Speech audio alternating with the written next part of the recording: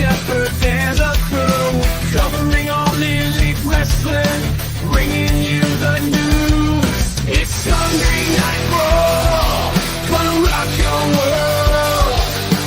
Tune into the podcast, let the chaos unfurl. The energy's electric, the passion's on fire. Kicking Out Podcast, take it higher and higher. What's going on, Kicking Out Podcast Nation? It is Sunday, September 1st, 2024. Happy September to everybody. A little unusual podcast today. I am rocking it solo. We're doing it live in the afternoon, not at night. There are reasons for this. Paul is unfortunately under the weather today, so he couldn't do the pod. Shep's got some stuff going on later tonight. I think it's a fantasy football draft. And so I thought, I got some time this afternoon, kind of bored.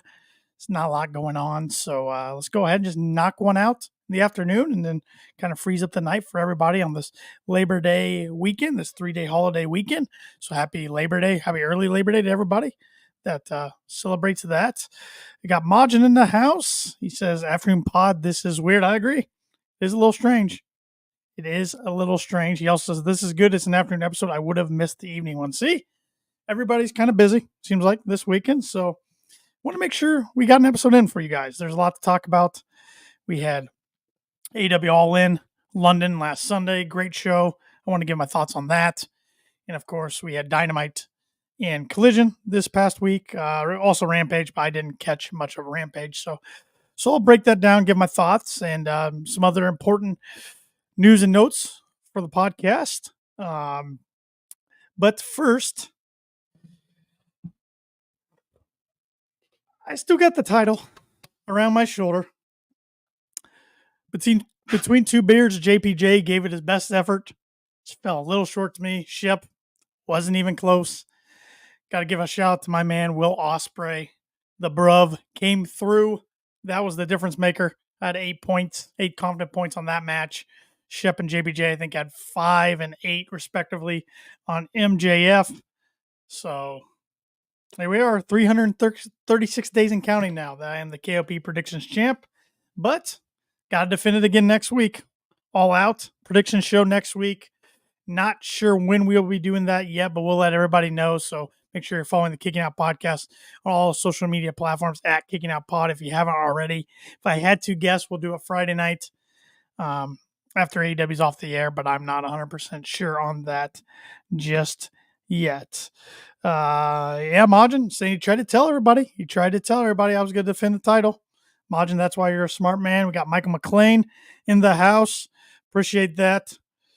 Got Majin here. Raises the one. Acknowledgement to Tanner. Appreciate that. Raise the ones. And Steffi raises her middle finger. That's all right. Not everybody can be a Tanner supporter. I got to have my haters out there. Majin says, as I tweeted, the funny thing is, if I was on the show, Tanner would have lost to me. I only got one match wrong. Yeah, that's pretty good. Pretty good predictions there, Majin. I think I got 2 matches. Well, I know I got 2 matches wrong.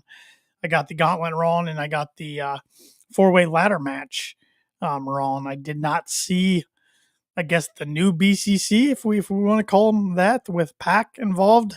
I didn't see them putting the straps on them right away. And then I don't think anybody saw Christian Cage winning that gauntlet match. But I don't hate it. I don't hate that Christian won it. I think the biggest thing for me is we just saw Christian go against Swerve at Double Nothing and lose. But we're not going to see it anytime soon, I don't think, him challenge Bryan Danielson for the title, because you got Jack Perry sitting in the wings next week at All Out. Then you got Darby Allin at Grand Slam. I guess you could have Christian at Wrestle Dream against Danielson, but not sure that's the right place for it either. So Steffi saying she had 3 wrong. Still, that's pretty good, though. That's still pretty good. And Imagine saying he went with Hangman Page in the gauntlet. Yeah, I think most everybody was Hangman or Ricochet. I think everybody kind of thought Ricochet was going to show up in that match, which he did. Ricochet is officially All Elite, which is exciting. I always enjoyed watching his work in WWE. Thought he did pretty much everything he could do in that company. They weren't going to give him any more push than he already had. So I like the jump over to AEW. I think it makes a lot of sense. But all in all, I thought All In was a fun show. Like I said, the trios ladder match kicking things off. That was fun. The FTW title match wasn't for me. I mean, they did get the strap back on Hook, but yeah, it's had its moments of entertainment. But I'm just kind of tired of those two going against each other. I want Jericho to go do something else. I want Hook to do something else. I wouldn't mind it if the FTW championship got retired, if we're being honest here. Hook gives it back to Taz. They kind of just retire it. I just don't really see the need for it in the company anymore. Tag team match was fun. The Bucks retained there over the Acclaimed and FTR. But hey, as somebody who's pretty critical on the Acclaimed, got to give them flowers where they're due. I thought they were really strong in that match. Coffin match, I believe, got cut a little short due to time. That's why they went with some big spots early, the broken glass spot early, and Jack Perry really dominated Darby Allin in that match, which I thought Jack would win, but I didn't think he'd dominate Darby like he did, especially with Darby waiting in the wings at Grand Slam here in a couple weeks. But I do agree, Majin, going back to the FTW title match, that Taz getting involved was awesome. It was nice to see him choke out Brian Keith there. That was pretty fun. Yeah, as Steffi said, she tweeted out, "I wish he could have gotten in the ring." Yeah, that would have been great. And yes, Majin, it was real glass during the Coffin match, and what a reception Jack Perry got over there in London. That was pretty fun. And it makes sense now that what we know after Dynamite that Jack Perry's going to be the number one contender going against Danielson next Saturday at All Out for the AEW World Championship. So it makes sense kind of why he did kind of dominate Darby.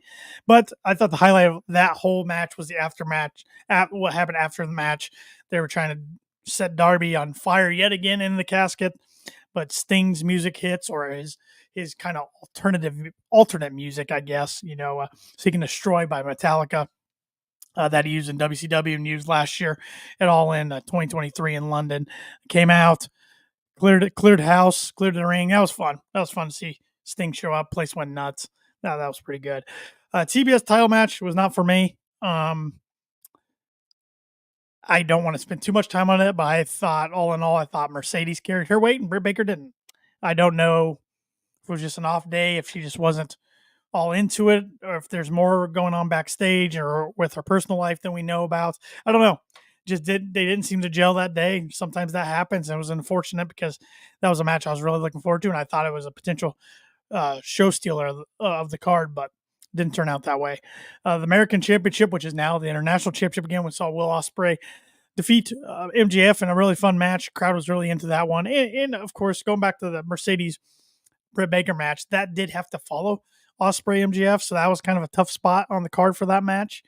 But Will Ospreay with some help. I know a lot of people were predicting MJF to win from outside shenanigans, maybe from the Don Callis family or somebody else. It was actually Will Ospreay getting some help from outside interference in returning Daniel Garcia, who got a nice little pop and didn't let MJF use the brass knucks on Ospreay. So that was fun. We saw Ospreay finally hit the Tiger Driver. So that story that's been built up of him not hitting the Tiger Driver since he did on Danielson at Dynasty is now come to an end. So that played out well. Mariah May is the new AEW Women's World Champion, beating Toni Storm in a really fun match. I really enjoyed that match. Love the storytelling there that in the end, Toni Storm just could not hit Mariah with the shoe. That ended up costing her. And then the main event was 5 stars for me. Danielson Swerve up there for match of the year for me. I mean, there's been so many, though, AEW matches that are up for match of the year for me. I'm glad I have until December to choose mine because Danielson's been in the mix of them. Swerve's been in the mix of them. Ospreay's been in the mix of them. But what a fun match that was. Crowd was into it. And I got to be honest, there was times I thought Swerve was going to win and retire Danielson. I love that his family was right there at ringside. Just such an emotional moment for Danielson to win that title. Even if he really didn't want to, and Tony Khan had to really pressure him into doing it. The guy deserves it. And really it'll help the legacy, the lineage of that title in the long run. Getting into some comments here. Imagine, but Tanner, what about the storytelling? I'm told AEW doesn't tell storylines, especially in the Osprey match. Yeah, that's what the IWC tries to tell us, isn't Imagine? But just got to keep scrolling from those comments. I mean, AEW does tell stories. Sometimes they could do a better job of it, but at the same time, I think their storytelling has come a long way in 2024 compared to 2023. And they just tell stories differently than the WWE. You know, it's not for everybody, and for other people, people love it. So, you know, like I always preach, watch what you like and don't watch what you don't like. It's pretty simple. Yeah, I was kind of all over the place, Majin. I didn't really go in order on the card. I just kind of was going off the top of my head. So, and he said, "Can we talk about Mariah absolutely slapping the taste out of her mom's mouth?" Yeah, that was a surprising little spot. I figured her mom was going to be involved somehow because they went out of their way on commentary and with the camera to show her mom sitting there ringside, explained who she was because we'd never seen her before. And I believe they, if I'm not mistaken, they said it was the only second time she's seen Mariah wrestle live, which is pretty cool. But I did not see her slapping her mother in the face. And we later on we saw in the match we saw Tony Storm go and give Mariah's mom a hug. So that was a surprising wrinkle to the match, but that was a very enjoyable match.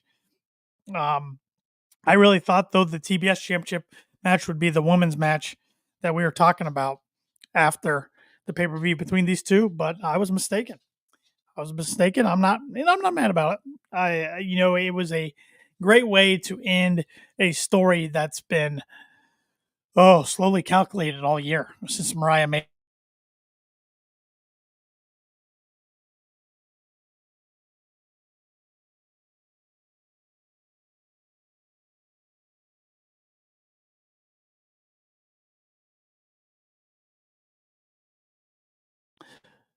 Yeah, looks like my webcam is back. Hopefully I didn't lose everybody there. As I had a Wi-Fi issue for a second, but yeah, Swerve no selling the knee. That moment, uh, that's the moment where he became the final boss. Yeah, that was where he brushed it off, and that was like, okay, Swerve's on another level of toughness right now, and just that was just a heelish move, even though he was probably the heel in this storyline, I guess, but I think he's more so a babyface overall or kind of a tweener. But yeah. And Majin, the storytelling of that too, Danielson's potential last breath. Yeah, it was just a beautiful match there. Would love to see these guys run it back. Maybe at Wrestle Dream. They're both from Washington, the state of Washington, so that might make sense. Darby Allin's also from the state of Washington. I know he gets a crack at Danielson, like I've said 3 or 4 times already in the 13 minutes I've been recording this podcast. He gets a crack at Danielson in a few weeks at the end of the month at the Grand Slam. But I've stated this a few weeks ago on the podcast. I think something's in the works there where we could see all 3 of those guys involved at Wrestle Dream, one way or the other. And I will say this. I'm banking on Shep and Paul not listening to this right now or not listening to it at a later date either. Wrestle Dream is one of the only pay-per-views AEW holds that, and of course they only held it last year was the inaugural one, that there hasn't been a world title change yet. Because Full Gear, we've had a world title change. In the past, World's End, we've had a world title change. Revolution, we've had a world title change. Dynasty, it's only been around 1 year, so we didn't have a world title. Yes, we did have a world title change. That's where Swerve won. Double or Nothing, we've had a world title change. Forbidden Door, different titles, and technically Moxley won a world title there if we're gonna count that. All In, now we've had a world title change. All Out, we've had a world title change. So yeah, that's something to keep an eye on there. Something to keep an eye on there. TGY on YouTube. Hello, champ. A podcast so early? Yeah, it's weird. It's weird. It just worked out better for my schedule to do one right now. Shep wasn't going to be able to do one at all today. Paul's under the weather. So, yeah, that's why I'm just hopping on here and shooting the breeze with you all. I'm glad everybody's joining here on YouTube. It's making this a lot easier on myself because a solo recording is not always the easiest thing to do. Majin here, man, final countdown to Wembley, it hit different. Yeah, I presumed they were going to go that route and play the final countdown. I'm glad I was right. And in the post-media scrum afterwards, Tony Khan said they worked out a nice deal there with Europe for the final countdown. So looks like they're going to be able to use it quite a bit going forward. Yes, Majin. One more thing I hadn't hit on yet from All In. Jamie Hayter's return. Interesting spot to do it in the pre-show, or 0 hour, I believe is what they call it. But when Saraya did that open challenge, I think everybody kind of knew who was going to come out. But Jamie Hayter's back. Looks great. It's got a different new look for her. And as she showed on Dynamite, I don't think she has a lot of ring rust going on. So, yeah. I'm happy to see her back for sure. Let's see here. TGY says the Dynamite this week had probably the worst crowd in AEW history, COVID times included. Yeah, let's get into Dynamite, shall we? Yeah, Dynamite was live this Wednesday night from Champaign, Illinois, State Farm Arena, and the University of Illinois campus. They seem to go there about every year, every other year, because that's where Tony Khan is from. That's where Tony Khan attended college at the University of Illinois. I'm a Purdue University fan who's a rival of Illinois in the Big Ten, so I'm not real fond of Illinois. I have been in that arena, though, before for a concert. And it's a good venue for shows, but they didn't sell a lot of tickets.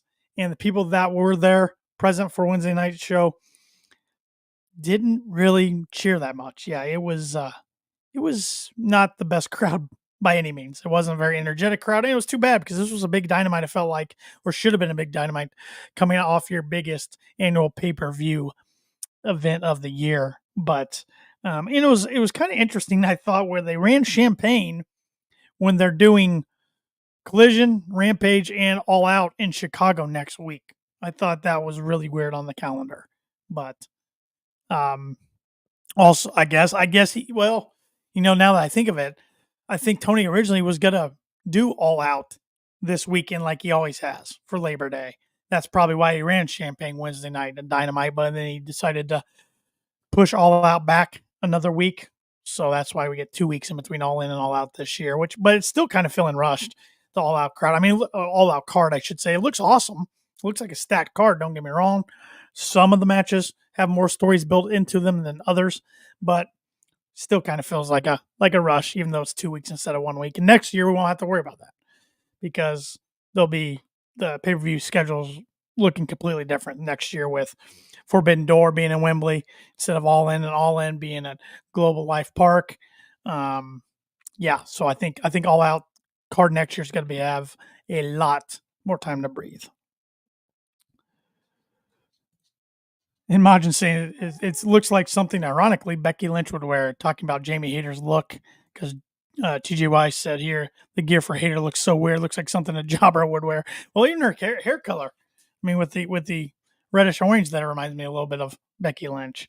So, and Majin here said he knew it would be the Saraya moment because, as Sean Ross Sapp said, both her and Rebel had a falling out with Jamie, apparently.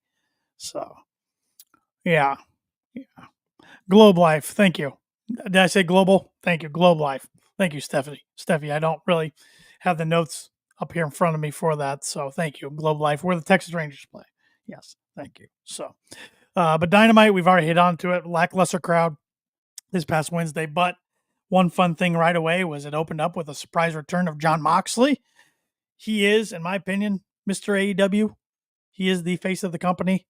He made his, historic debut at AEW's first event ever at Double or Nothing 2019, when he had left WWE, was a free agent, and ever since then he's been AEW through and through.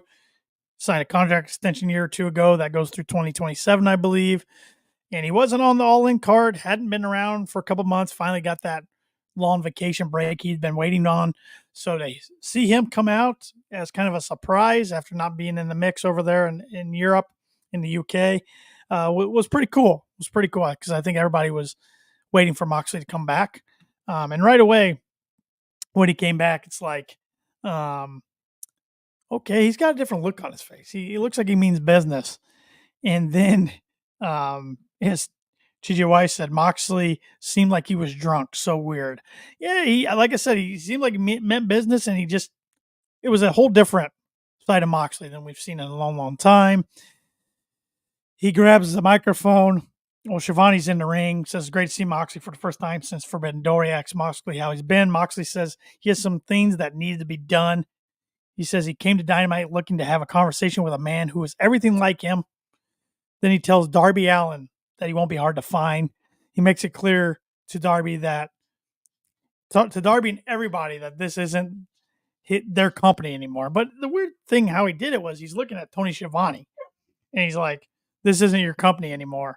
It's like, well, Mox, for one, Tony Khan owns the company, not Tony Schiavone. Maybe he was trying to send a message to TK through Schiavone, knowing that TK is always in Schiavone's ear. I'm not really sure. I thought that was really weird, and it just leaves question marks, which I'm not saying is a bad thing. It kind of makes you tune in every week to see what's going to happen, but it's like, what is Jon Moxley up to? And that's what I titled this podcast as today. What is Jon Moxley up to? And we kind of maybe got a few hints of that later on in Dynamite, but still a lot more questions than answers at this point. As TJY said, yeah, he might leave BCC, I guess. Yeah, and I thought that was strange too. He never mentioned anything about Blackpool Combat Club or those guys becoming the new trios champions with Pac now. Looks like in the group, yeah, that wasn't addressed at all. And that was strange when Danielson won the title, seeing all those guys, including Pac, down there, and Moxley not there. It was, so when he was coming out, I thought he might address all that stuff, including Danielson's title win too, but nothing. So, yeah, we'll see. He and Darby, I mean, they've had some couple matches in the past, not too many, but they've been good every time. I know I was in attendance at one in Indianapolis in 2019 for Dynamite when they had a match, and Moxley actually put Darby in a body bag and hit a paradigm shift from the top rope in that match, which was a pretty gnarly spot. But they haven't had a ton of run in, so I'm guessing we're probably going to get that match at All Out. Probably something in this upcoming Wednesday night's Dynamite will probably set that match up, but we shall see. Mod says he's pretty sure Moxley's already left the BCC. He was the only one who wasn't out there to celebrate when Danielson won either. And he says he seems to be doing his own thing now with someone he's wanted to work with for a while now. And I'll go ahead and, we'll fast forward and get to that. That was Marina Shafir. We saw Moxley talking to some guys backstage. Some crew members looked like some extras. And then Marina came out of nowhere and laid all these guys out. And that's the first time we've seen Marina Shafir on AEW television since December. She's been heavily involved in ROH, but nothing on AEW. And she's got a new look. So all of a sudden, Moxley and Shafir seem to be working together. I don't think they're the only two. I think there's going to be more added to this, whatever it's going to be, some sort of faction or stable. Bully Ray on Busted Open, I thought, had some interesting thoughts on what Jon Moxley's cryptic promo could mean. He speculates the promo was about a former WWE star. And that former star, Bully Ray thinks, could be Shane McMahon. A few weeks ago, Shane McMahon was spotted meeting with Tony Khan at a private airport in Arlington, Texas. We saw the photos all over the place. We talked about it right here on the Kicking Out podcast. Then it kind of died down ever since then. But if Shane is coming into AEW eventually, this could be a way to introduce him into a story and into the company. Don't know how I would feel about that, but Moxley and Shane have done work in the past in WWE together. So it could be a power struggle sort of thing. I don't know. But TGY on YouTube said, need to put the kid to bed. Have a good show, champ. We'll watch the rest of the show during work tomorrow. Hey, thanks for stopping in. Appreciate it, and appreciate the support like always. And always feel free to drop some questions in the comments, even if you're watching or listening at a later time. Really appreciate it. Have a good one. And Modern said, yeah, it could be. This could be how they bring them in, a power stroke type thing. Yeah, like I said, it wouldn't be. I don't know. If you're going to bring Shane McMahon into AW as an on-screen character. I don't know the best way to approach it, so maybe this is it. I don't know. I still feel like we do see him in AEW eventually. So, Modulin, quickly finish off my rant on the whole Brit stuff, while she doesn't deserve the hate for her match at the pay-per-view, as I said previously, her drama seems how drama seems to follow her. Yeah, it is unfortunate. She's had a lot of instances where backstage drama or in-ring drama has followed her. So I don't know what you do with Britt now. That it seems like, Mercedes is moving on a different direction for the TBS title. Britt's not in the, at least as we speak right now, in the AEW Women's World Title picture. So I don't know what you do with her. She's too big a star not to do something. But Majin also says she might be the first signing for the women, but if she's worth more drama than she's worth, there comes a point we have to think about whether letting her go would be easier. Well, that's what happened with CM Punk. Tony eventually, even though he was bringing in a lot of money for the company and a lot of eyeballs, Tony eventually, just for his sake, realized, in his opinion and the discipline committee's opinion, the juice wasn't worth the squeeze anymore with the drama. And Majin says in Tanner, the rumor on her and Cole is apparently Britt cheated on him with a certain powerhouse. Oh my goodness, I did not know that. Oh, that's interesting. We'll keep an eye and ear on that one. I did not see that or hear that. Ooh, that could not be good for some backstage morale and chemistry and locker room chemistry there. But Steffi said John baldly instead of Moxley. Yeah, John's purely shaven head there. Yes, absolutely. Going back to Dynamite after that opening with Moxley, we got backstage. We heard from the conglomeration, Hook and Will Nightingale. Will announced that she has chosen to face Chris Statlander in a Chicago street fight at All Out for the CMLL World's Women's Championship. Very fitting. And I wish Paul was joining right now. It wasn't under the weather because you know how Paul feels about those insert city name street fight matches.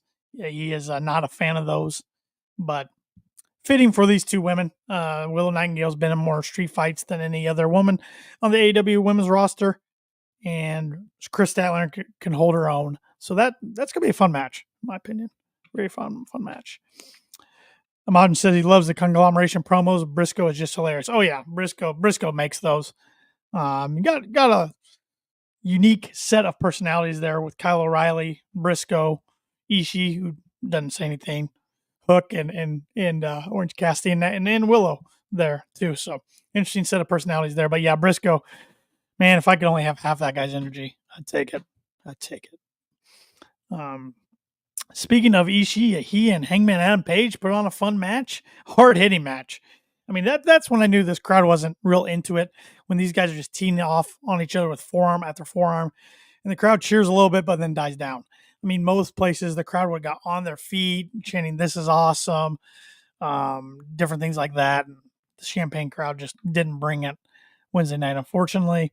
But there was no wondering what this result was going to be. We knew Hangman was going to get the win, and he did with the dead eye and the buckshot lariat at the end. But Ishii held his own like he usually does.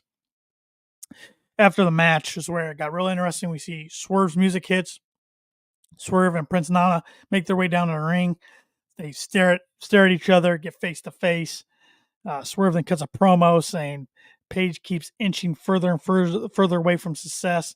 Then says while he may no longer be the AEW World Champion, he'll always be a World Champion. And he also said, pretty much he hinted that he's coming after that title eventually. He's not forgot about that. But Page then gets on the mics, tells Swerve he's not a World Champion, but rather a piece of trash. He tells Swerve that he's not as good as him, seeing as he could never beat him without any help. Page then says if he wants to see Strickland on his knees, Strickland then throws out the challenge, the Hangman, for a steel cage match at All Out. Strickland recalls driving to Hangman's house, seeing him escort his pregnant wife to the hospital, and then he realized that's who Page is supposed to be, and said, "Nah, I'm going to focus on the AEW Championship. I'm above this guy." So a lot of interesting things to take on there. We saw Page storm off from this, not responding to Swerve's challenge, but we do know the match has become official for All Out cage match. And, Hangman's brought up that Swerve can't beat him one-on-one. He had help from Brian Cage. he had help from Nana. So there'll be no interference, at least we think, in a cage match. Nana angry doing the dance was funny. Majin said, yeah, it was funny. He was pissed, but it still doesn't stop him from doing the dance. So got to do that dance and got to drink his coffee that he sells.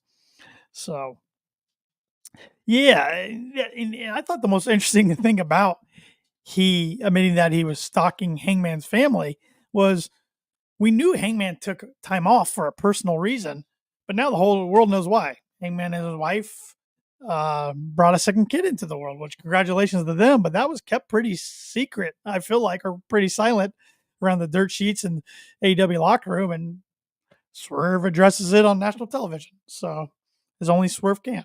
So, yeah. So I'm looking forward to that. This is a feud I have not got tired of in late 2023 and all of 2024. It has been fun to follow. I'm always sign me up for a steel cage match. I like steel cage matches, so I'm all about this. Kind of hit on this earlier when I was referring to that she showed up without any ring rust, but that's Jamie Hayter's in-ring return against Harley Cameron with Saraya. I know Majin was loving this match. But Jamie looked good, and Harley Cameron. I've stated this on the podcast before. She's improved a lot. She impresses me now. At first I didn't think she could go in the ring. She's really improved. You can tell she's put time and work into her craft to get better. And Jamie gets the win after the match. Saraya throws Cameron in Hayter's direction as a means of a distraction escape through the crowd. So we're gonna maybe that's an all-out match. I'd like that. Saraya versus Jamie Hayter. Got to have a match there somewhere, and I'd rather put that on the pay-per-view than Dynamite or Collision. So, all right. We then heard from MJF. Definitely not Mr. America anymore. He was back to dark colors, all gray and black scarf, gray suit going on. He's saying how he's in a ton of pain after All In. Warns the audience about being too loud unless they want to receive a beating, which is funny because the audience wasn't loud at all, as I've hit on multiple times during this podcast.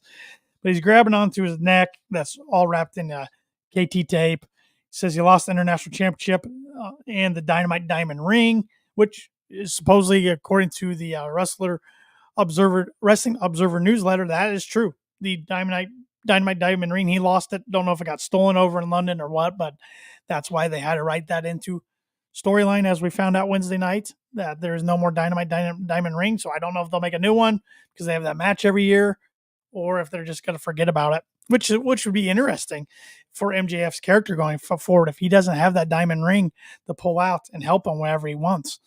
That's going to be something to keep an eye on. He's going to have to find other tricks up his sleeve to win matches as a heel character. But he denounced his American citizenship, said he's sick of the lies. He says AEW would be a circus without him. Then he's addressing Will Ospreay. So everyone knows that he had Ospreay beat and he had to cheat to regain the international championship. He says their issues are far from over, which, yeah, I figured, we're going to get a rubber match between those guys somewhere down the line, but push it down the line, let it breathe for a little bit. Let these guys go to other feuds for a little bit. I'm all about that. He then addresses Daniel Garcia and tells him not to show his face in AEW ever again. But then Garcia appears behind MJF, clocks him, rains down some right hands on MJF, and he's setting up the tombstone.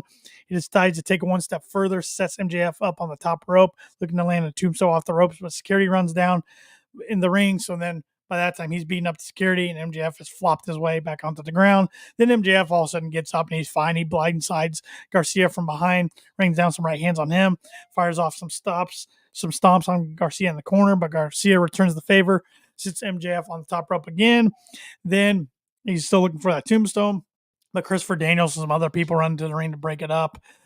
So, it's typical breaking up the brawl, one side. But Garcia grabs a mic, tells MJF he pawned his Dynamite Diamond Ring at a pawn shop in Buffalo to get money to fly over to the UK to cost him the match. I thought that was a pretty good way to explain the disappearance or the losing of the Dynamite Ring. I kind of like that. He said ruining MJF's life is a fetish for him, and reveals he stalked Tony Khan to make a match between them, an all-out official. Then he threw a heck of a toss there with the microphone. He chucked that thing from the ring clear up to the top of the stage, hitting MJF with it. Hit him right in the neck. So man, if I'm trying to, I mean, maybe we'll have to do a draft someday where we make up a baseball team or something of AEW roster members, and Garcia might be the top of my list after watching that mic throw. Which there will be no draft tonight because I didn't have anything planned because I'm just kind of doing a solo recording off the whim. I'm not drinking anything fun tonight. I'm not watching anything behind me, so this is definitely a off the script KOP. But I want to make sure I got one to you guys. Catch up on some comments here. Majin, did you see the after show promo Soraya and Harley cut? I did not. I'm going to have to go check that out. And he spoke on how Harley has perfect comedic timing. Yes, Dancing Daniel Garcia is gone. Yeah, Red Death is back. Yeah, he means business. And I got to think putting him in a story like this, I know his contract supposedly runs out in October, but I got to think he probably re-signed with the AEW. Could be wrong, but Modern said, Tanner, speaking of someone who didn't show any ring rust, we got to talk about Nigel McGuinness. He looked like he took a time machine back to his ROH days. Yes, that was a great surprise in the gauntlets. Nigel McGuinness, you hadn't wrestled in 13 years. Looked like he didn't miss a beat. Got to think we get a match or two. Nigel, I still got to think we get him and Danielson before Danielson hangs it up, or at least hangs it up as a full-time performer. Got to think that's going to happen. There's been too many seeds planted, too many jabs thrown Danielson's way from McGuinness on commentary. But yeah, thanks for bringing that up, Majin. That's something that kind of slipped my mind. Yeah, that was a lot of fun seeing Nigel. And I'm a guy who, besides, going back and watching all old ROH stuff, I didn't watch Nigel live in ROH back in the day. So I'd love to see him wrestle. It is a vanilla KOP episode. You're right. But hey, want to make sure we got one out there for everybody. So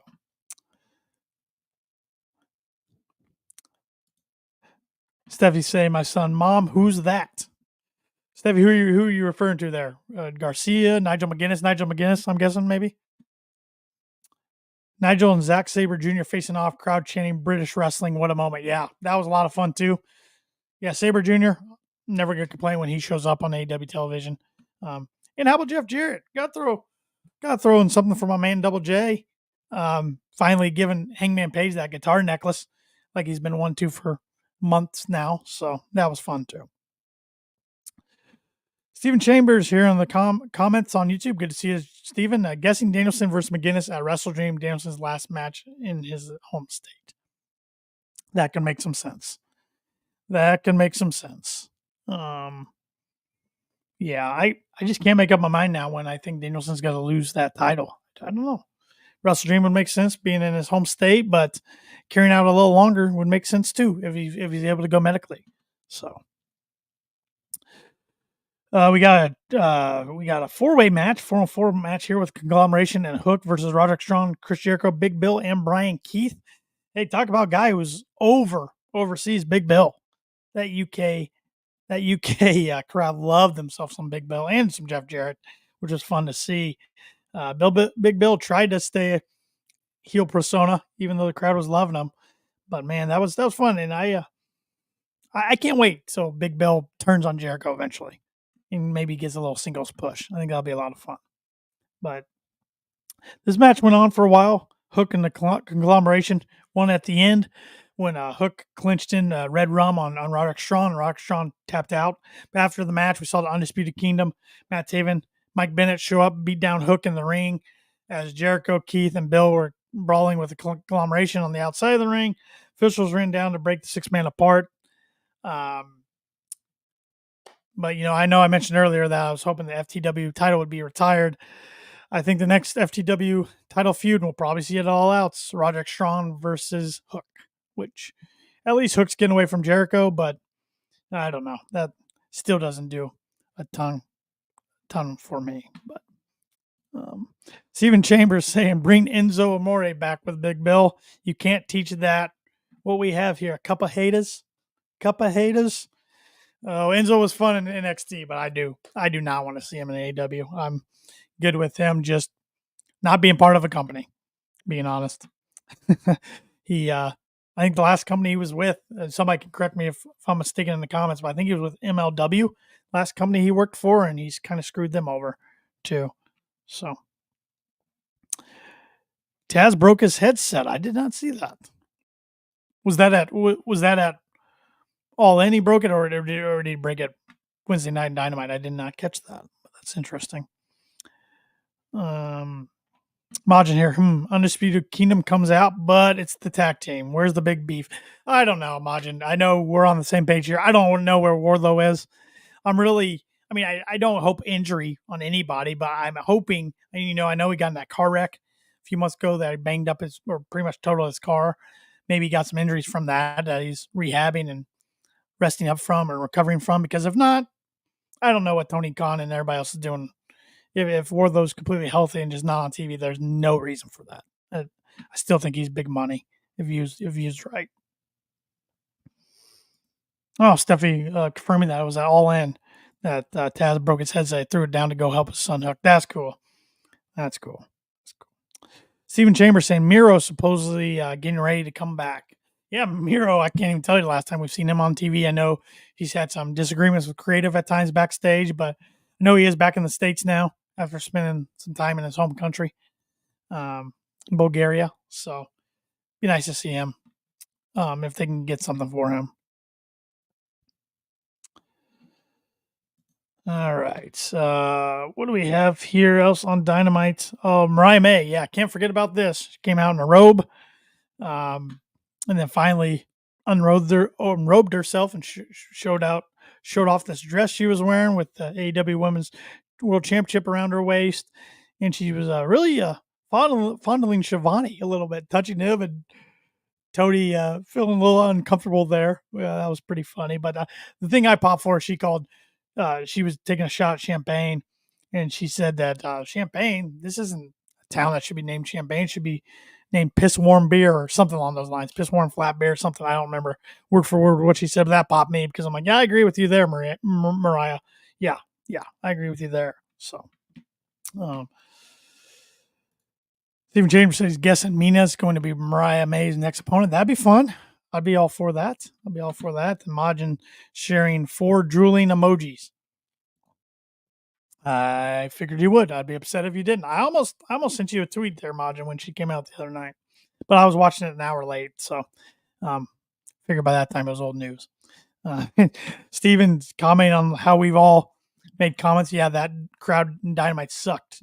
Yeah, that Champagne crowd was awful. I hope they don't go back to Champagne for quite a while. But like I said, Tony Khan's from there, originally from there. He went to school there at University of Illinois, so that's why he likes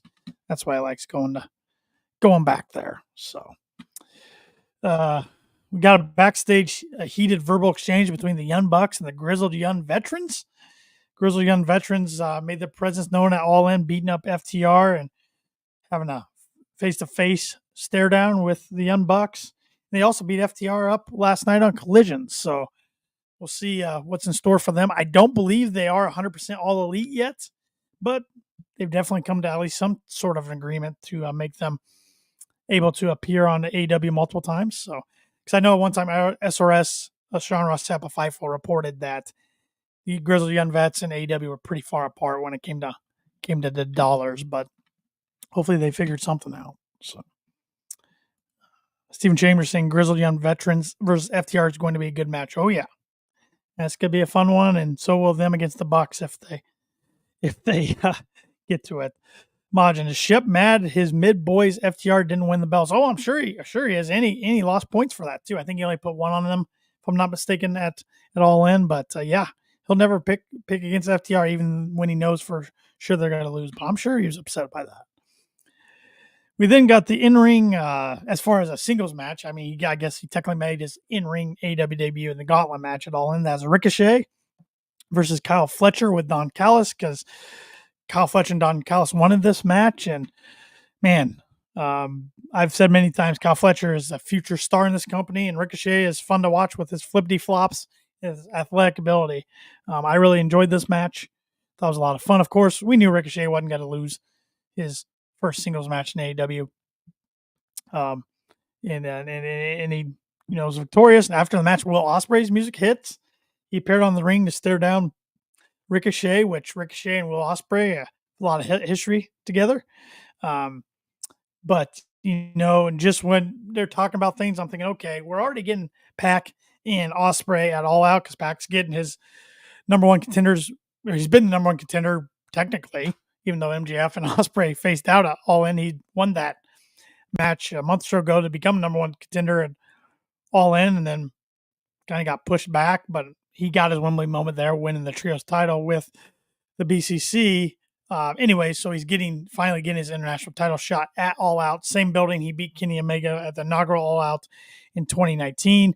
So we see Pac come up behind Ospreay and land a reverse hurricanrana on the stage there, which is pretty gnarly. And he questions if Ospreay really forgot about him. He then welcomes Ricochet to AEW and tells him to get to the back of the line. So good stuff out of the Bastard Pac there. Bastard Combat Club, Steven calls it. Yes. Majin, what's my take on Ricochet's theme? I love it, but I've heard people hate it. I got no problem with it. I know some people have taken problem with his moniker. There's like outer space flying moniker that he has, but I'm fine with it. Steven Chambers, BCC versus Ospreay, Orange, and Kyle for Dynamite. Yeah. Yep. Kyle O'Reilly, Orange Cassidy, Ospreay, BCC. Yeah, that's going to be a fun trios match on Dynamite for sure. Majin, Ospreay and Ricochet is going to be orgasmic to watch. Yeah, absolutely. I like the flippy flops. I like the athleticism, so that's right up my alley. I know that's not everybody's favorite style of wrestling, but I love it. So I'm gonna be excited for that one. Majin, I wish you the best, but damn you, Lucha Bros. If you had stayed, it would have been you guys with Pac as trios champs. Yeah, it would have been Death Triangle. That's kind of why I guess whole Yuta, Claudio, and Pac formation came about and won the titles. And good on Tony giving Pac his Wembley moment, like I said, since he wasn't going to get it with the international title. But then we heard from Bryan Danielson to close out the show, which was fun. He did get a good reception coming out. Title belt looks good on Danielson's shoulder. He says after plenty of trying and failing, he's the AEW World Champion. He reflects on winning the title in front of 50,000 people and his family at All In. Then recalls his daughter telling him backstage that was the best day of her life. He says even before his daughter said that, he knew it based on the reaction he received from his peers. He says when he got to the post-show All In press conference, he was asked what's next. He says his contract with AEW expired on August 1st. He needs neck surgery sooner rather than later, and his family needs him sooner rather than later. Danielson says he's loved pro wrestling his entire life and says that AEW's existence has made his life better. He says when he thinks of all the things the people who started AEW have done, looked out his peers in the back after All In and thought of all the people who'd wrestle in the company in the future. He says he thought it was time to go home, but not yet, as he will not retire from the AEW World Championship. He says as soon as he loses the title, he will be retiring, but not anytime soon. He addresses All Out, issues an open challenge to anyone who wants a shot at the title on September 7th. We then see the scapegoat Jack Perry appear on the Titantron, responds to Danielson's open challenge, and sends a message to him. He says his future is to retire Danielson and become the AEW World Champion. Jack Perry then appears behind Danielson in the ring and attacks him from behind, delivers a running knee, and grabs the AEW World Championship and holds it alongside his TNT title as the show went off the air. So, pretty good image there to go off the air. Let's be honest. I think we can all agree Jack Perry's not going to win the title over Danielson All Out, but it shows you how much faith the company has in him and his scapegoat character to put him in that position. Big time match with Danielson. So, I know people go back and forth. Was it the right decision to show the backstage All In footage of Punk and Perry? Well, I would argue Perry's become a bigger character since then. And I think it's brilliant to have Perry as the heel challenger to Danielson in Chicago. He's going to get some heat. Chicago CM Punk territory, CM Punk country. So I'm all for it. Especially with a quick build. I'm good with it. Picking up on some comments here. Steven Chambers. There's no way Danielson losing that All Out. Yep. I agree with that. Majin here saying she hasn't even had a match and already Birdie Danielson's the biggest heel in AEW. Yeah, she wants her dad to retire. Wants her dad to go home, even though she had a great time and All In. Modern saying, I love Christian Cage. Said he was going to use the trios title to get to the world title. Yeah. Christian's, he's money. He's money. Steven said, unless Scapegoat takes Danielson out. Here's the Luchasaurus fake out in the gauntlet match was perfect too. Even came out to his old theme. Old theme, Luchasaurus, yeah, across the Titantron and commentators, Excalibur, I believe it was, allude to him as Luchasaurus. So yeah, I thought he was finally turning on Christian. We're still getting that down the line eventually, and I think it's going to be sooner rather than later.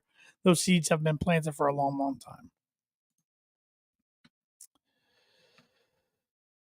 I know it's not wrestling related, but your thoughts on the loss of Johnny Hockey, Tanner? Yeah, awful. Just awful situation. Heartbreaking. He and his brother both just riding bicycles, taken out by a drunk driver. And they were in town for their sister's wedding. I believe that was happening the next day. Just huge loss for the hockey community. And thoughts and prayers out to his family. That's just heartbreaking. Reading his wife's Instagram post was, man, it was hard to get through that with a dry eye. It's man. Steven Chambers, Road Glass in this match. Just kidding. Why not? Why not? I would understand if they saved that just for a UK spot every time AEW's over there. Jack using Road Glass, but it'd be fun to do in Chicago, wouldn't it? I'd be all for it. So, one last thing before we get to Collision, I wanted to bring up, and that's Swerve Strickland, former AEW World Champion now. He got himself a new contract. Big old extension. All deserving. Happy they got this nailed down. He won't be going anywhere. Let's see this. And this is according to Dave Meltzer from the Wrestling Observer newsletter. Based on what Meltzer has been told, Strickland looked to have signed a 5-year deal with AEW, keeping him with the company through September 2029. Man, that's weird to say that date out loud. The deal was apparently agreed upon many weeks before All In, but officials wanted to save Strickland signing the contract for the London event to give people another major talking point. Strickland is said to be a very rich man thanks to the new deal, with Meltzer saying that it's amongst the biggest deals in pro wrestling today, with only the likes of Roman Reigns, Cody Rhodes, and Randy Orton in WWE, as well as Okada and Mercedes Moné in AEW, matching or topping what Strickland is currently earning. WWE reportedly tried to make a play for both Strickland and Prince Nana as a package deal, but were shot down. WWE also reportedly made a play for Strickland shortly after he originally signed with AEW in 2022. WWE's reaction to the deal has been interesting to say the least, as the company reportedly sees Strickland's new contract as bad for the sport due to officials believing that Tony Khan is spending more than he needs to on salaries. But that's funny, though. Isn't that sports in general? I mean, if teams value their athletes and players differently, Tony values his wrestlers differently.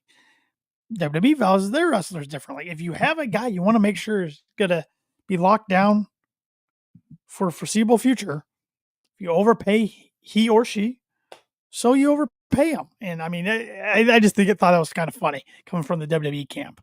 I mean, they're making money hand over fist right now in this TKO era. So I just thought it was funny.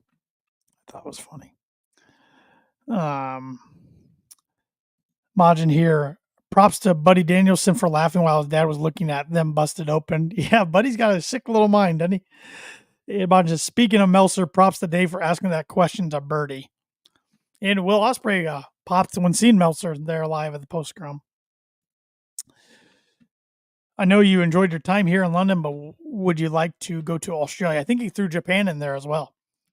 So, and Majin, it's just Hunter being pissed off they're paying a black guy a ton of money, whether he's deserving of it or not, which Majin said he is. Yeah, Swerve's the man. Swerve's the man. He's done a lot for that culture, that wrestling fan base culture, and that culture of the African-American community around wrestling. And he was awesome AEW champ, and he's got to hold that title many, many other times in his career. He's fantastic on the mic. He's fantastic in the ring. Hunter's pissed that, they let him go. So Swerve don't want anything to do with those guys. And yeah, your comment, I'm not disagreeing with that. I still go back to WrestleMania 19. Triple H over Booker T, still one of the most head-scratching results of a world championship match I can ever remember. They Wrong guy went over that day for sure. For sure. So, well, let's talk some Collision before we wrap some things up here. And then I'll hit on this comment from Majin. If this were a year or so ago, he wouldn't be, but the rise of Swerve has had is huge. He's a true legitimate main eventer now. Perfect timing. Shucky, shucky, quack, quack. Stephen Chambers says, shout out to Booker T. Five-time WCW champion. So much so they've been trying to contract Temper to get Swerve and Nana back. Yep. There's definitely certain talents they want over in AEW for sure. For sure. Collision, we start off with a conglomeration in Hologram versus Lee Moriarty, Johnny TV with Ty Valkyrie, and the Beast Mortos, which I've always pronounced, I thought it was just Beast Mortos. I didn't realize it was the Beast Mortos until last night. So, fun little match to kick things off. I don't think the end result was ever in doubt as a conglomeration in Hologram got the win. Man, I say this a lot on the podcast, but every time I watch this Hologram guy, I like him more and more. He's impressive. I like his presentation. Love his moveset. And he got the win. He went for the start, Moriarty went, Johnny TV went for the Starship Pang, but Hologram went up with him and did an Avalanche Spanish Fly for the win. So, yeah, absolutely. Absolutely. Good stuff. Bang Bang Gang. Fun to see them on TV. Juice Robinson, the Guns. They're three of my favorites. Versus the Premier Athletes with Smart Mark Sterling. Still waiting for Jay White to come back. That was a prediction of mine that fell flat. I figured he'd come back in the Gauntlet match at All In, but he should be coming back anytime now. Even though I wouldn't mind Jay White staying away from this group a little bit, do some single stuff.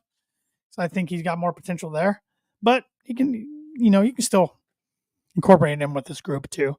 Bang Bang Gang got the win in the end. Once again, I feel like that was the thing with the Collision card last night. A lot of these results were pretty predictable. But, Steven, you're talking my language now. Put Hologram versus Ricochet. Yeah, just take my money. All about that. Yeah.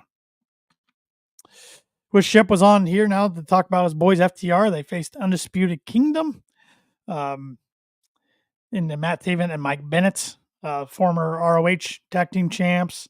Man, the Undisputed Kingdom just doesn't do anything for me anymore. I enjoyed the whole Devil's Mask, Adam Cole, MJF stuff, but Adam Cole getting hurt just made it fall flat. And like we've mentioned already during this podcast, the non-usage of Wardlow, I don't know. I'm just, Undisputed Kingdom just an afterthought for me now. But FTR picked up the win.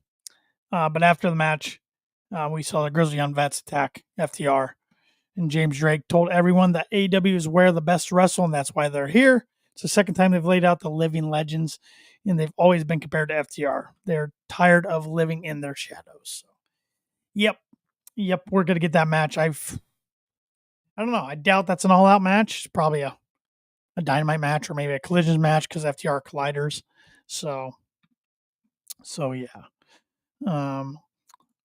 Let's see here. Majin Satana, out of these matches, I'm going to need you to rank these from least want to most want. Ricochet versus Dante, Ricochet versus Hologram, Ricochet versus Ospreay, and in the off chance, Ricochet versus Phoenix.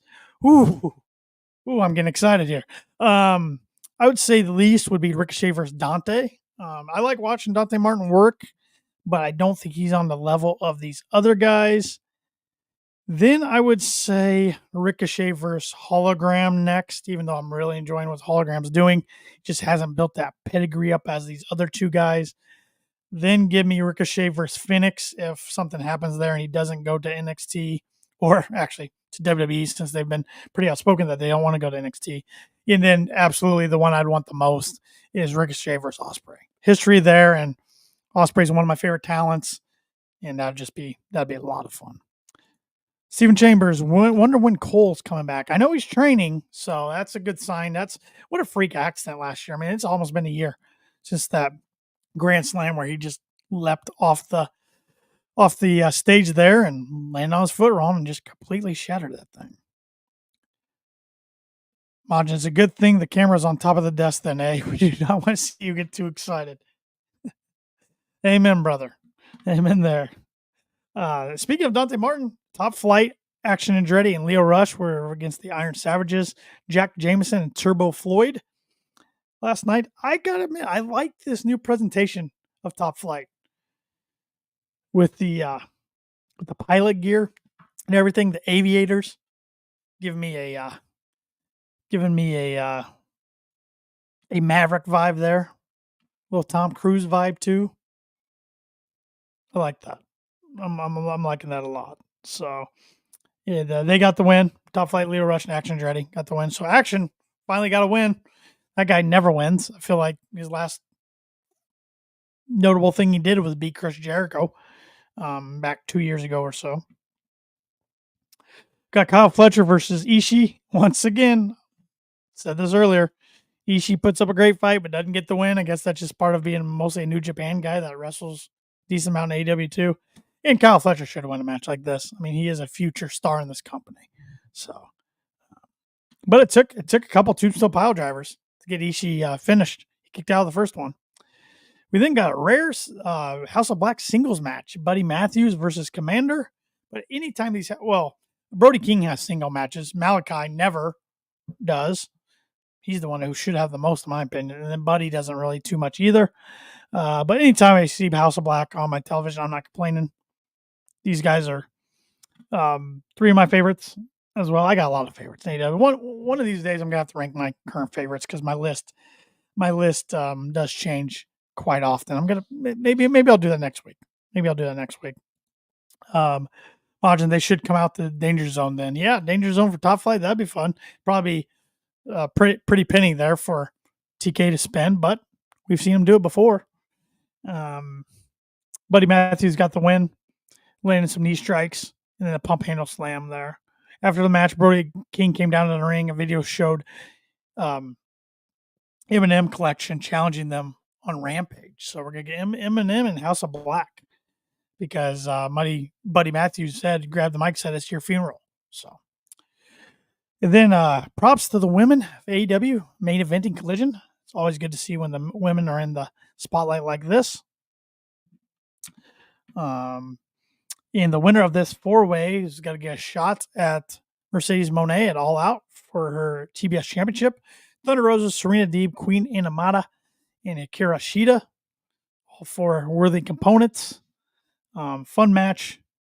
They got some good time in this match. A lot of good spots.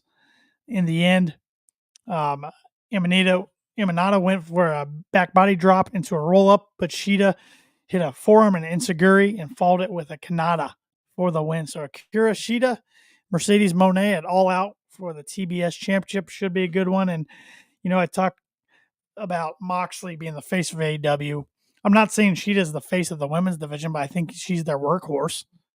And when they need a good match to be presented, she's a good one to line up for that match. So yeah. So we are getting some good matches at All Out. Let me look at the card here real quick on my phone. I know I had it pulled up here. So far, we have Danielson against Jack Perry for the World Championship. Got Will Ospreay versus Pac for the International Championship. Mercedes versus Shida for the TBS Championship. Will Nightingale versus Statlander. Then the Chicago Street Fight for the CMLL Women's Championship. Swerve versus Hangman Page in the steel cage match. And MJF versus Daniel Garcia. So far, 6 matches on the card. Got to think they'll get to 10 to 12 with the 0 hour included. So should be good. Should be some good stuff. It does feel weird that All Out's not going on this weekend as it's Labor Day weekend, but AEW back to running Saturday pay-per-views since NFL is going to kick off next Sunday. Tony Khan doesn't like his pay-per-views going head-to-head with the NFL, so All Out is next Saturday, September 7th. So looking forward to it. Chicago, hope the tickets sales, I haven't checked in a while. Hope they're going better than last time I checked. They're pretty down compared to last year's show, which, of course, last year's show, a lot of people bought tickets. expecting to see CM Punk there, but it was the week after CM Punk got fired. But I thought, last year's All Out was arguably the best AEW pay-per-view of 2023. It barely had any build, but if you remember right, Danielson and Starks put on a banger of a strap match, and I think AEW strap matches are way better than the strap matches that WWE produce. Bash of Berlin yesterday, Punk going over McIntyre. I don't like the hitting the corners thing of the strap match. I just like letting the guys go at it. Winner wins via pinfall. Steve Chambers here is guessing Saraya versus Hayter. Yeah, I could see that being on it.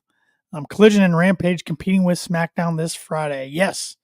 So that's still why I'm speculating. I haven't talked with Shep and Paul yet to nail this down, but I'm speculating our All Out's prediction show will be live Friday night. If not Friday night, it's probably going to be an afternoon, another weird afternoon podcast on Saturday before All Out takes place. Because we're going to want to know the match cards. So I'd say the earliest is going to be Friday night and the latest will be Saturday afternoon, one of those two. So Imagine saying Saraya versus Hayter will put him in a grave. Well, we don't want that, buddy. We don't want you being in a grave. You can have some excitement. We don't want that much excitement. So with that said, everybody, I think I'm going to wrap this show up. Thanks for joining me for this little over an hour quick live recording today on September 1st. Just wanted to hop on here and chat with you all. So you all made my job a lot easier and a lot more fun than it would have been just me sitting here and talking to myself with my thoughts, which is sometimes scary. So, but if you haven't already, make sure you are following the Kicking Out Podcast on all social media platforms. That's at Kicking Out Pod is our handle on there. Please give our YouTube channel a subscribe if you haven't already. And if you are subscribed, make sure you click that notification bell so you know whenever we're going live, which is usually, not today. That's why I say usually 8:30 p.m. Eastern Standard Time on Sundays. But we also have quizzes pop up there. We have drafts pop up there. We have interviews from time to time. We have media calls that Tony Khan does before the pay-per-view. So look for one of those from All Out to drop on our YouTube channel. So make sure you're subscribed there. And make sure you're subscribed to wherever you listen to your podcasts at, whether that's Apple Podcasts, Spotify, TuneIn, iHeartRadio.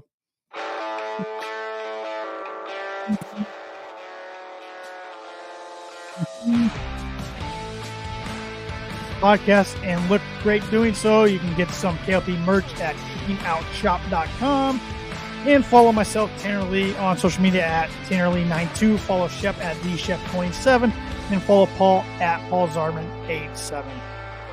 For your Kicking Out Podcast predictions champion, Tanner Lee, I'm out. See you guys next week.